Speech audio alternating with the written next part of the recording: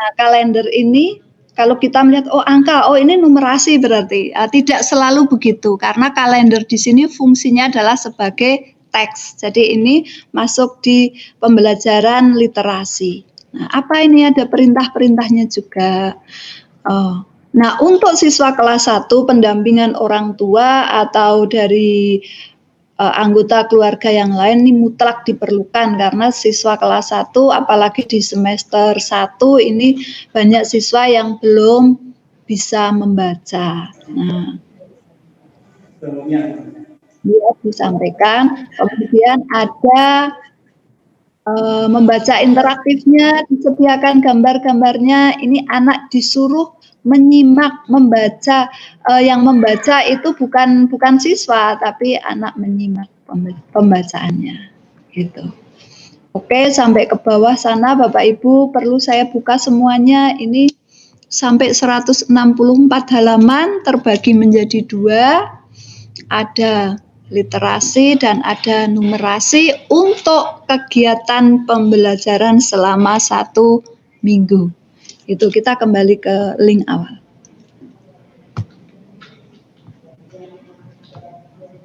Nah, ini yang untuk kelas 1. Kemudian yang untuk kelas 5. Nah, untuk guru kelas 5 coba kita buka Bapak Ibu.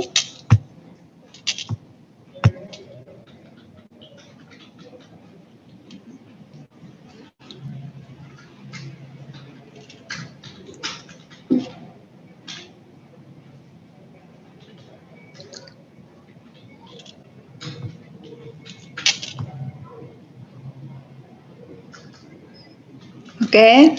Nah, ini untuk yang kelas 5. Sama ya.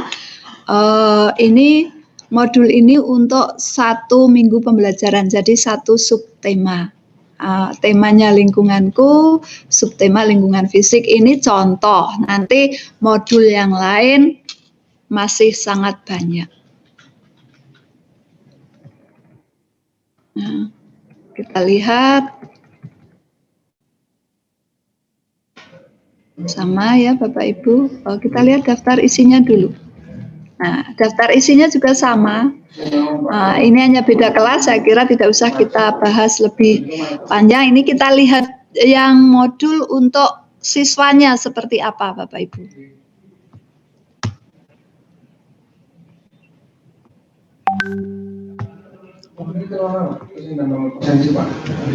Nah, ini tadi sudah saya jelaskan ya di depan ketika kita membuka modul aslinya. Ini saya screenshot, saya tempel di sini. Takut tidak terbuka kemarin.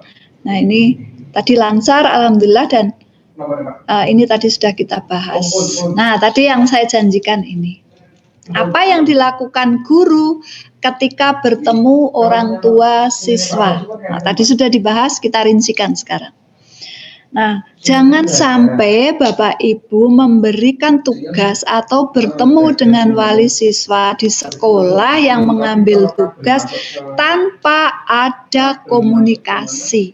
Nah, jangan sia-siakan momen langka ini Bapak Ibu karena tidak setiap saat Bapak Ibu bisa bertemu dengan wali siswa. Ya walaupun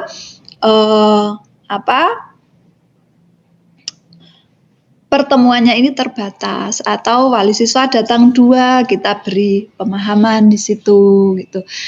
Karena apa? Ini saat yang paling tepat untuk meminimalisir agar wali siswa tidak banyak menggerutu tadi, tidak banyak mengeluh, tidak banyak menyalahkan. Ada guru yang menyampaikan juga ya enak ya jenengan sing dadi guru kula sing ken mulang. Nah, ini tidak akan terjadi Bapak Ibu jika Bapak Ibu menjalin komunikasi yang baik, memberikan pemahaman-pemahaman secara kafah ya, secara menyeluruh, tidak hanya sepotong-sepotong sehingga wali siswa menjadi lebih paham. Itu.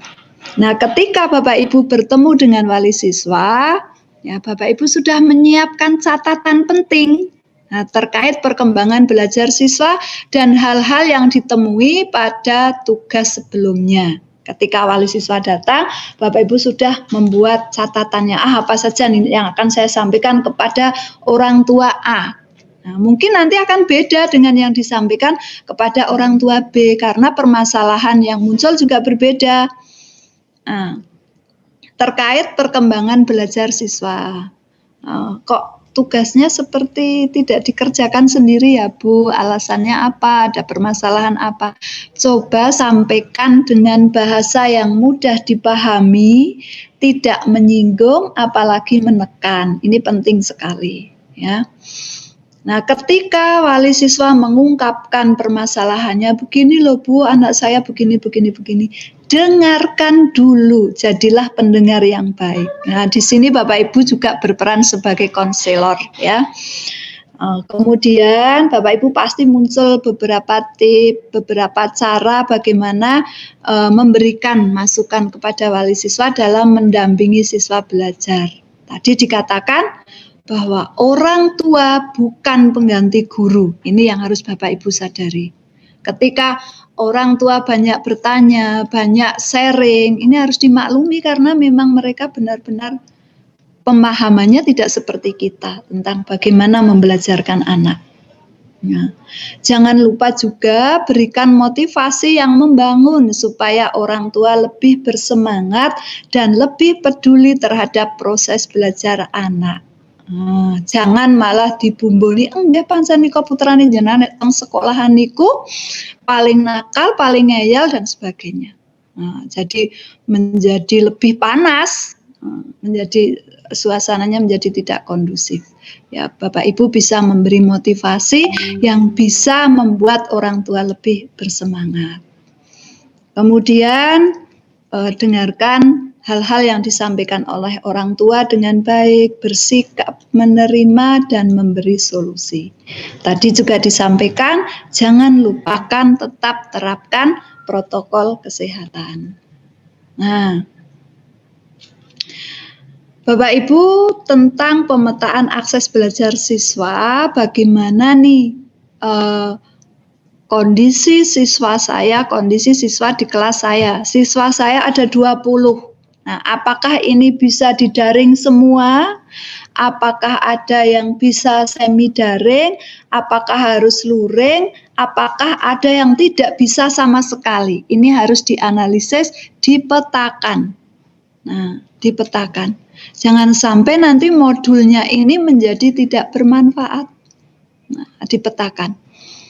Berapa nih yang bisa daring? Nah, kan Bapak Ibu sudah paham nih. Oh, itu wali siswa A, B, C ini bisa untuk daring. Kemudian siapa nih yang bisa kita aktif di kalau kita komunikasi menggunakan misalnya menggunakan WA, menggunakan SMS, telepon dan sebagainya. Nah, berapa nih siswa yang bisanya luring? Nah, luring pun Bapak Ibu masih harus memilah lagi berapa nih orang tua yang bisa mendampingi atau tidak bisa mendampingi tapi bisa mewakilkan.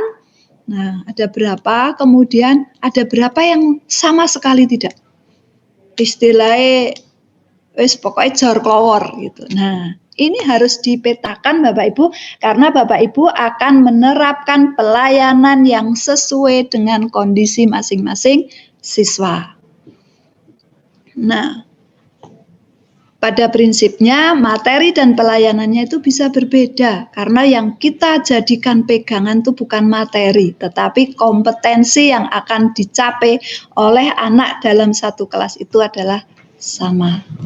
Itu yang menjadi prinsipnya. Gimana?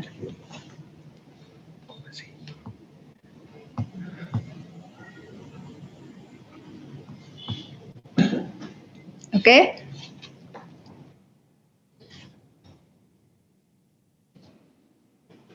Ini tadi sudah dibahas di buku modulnya.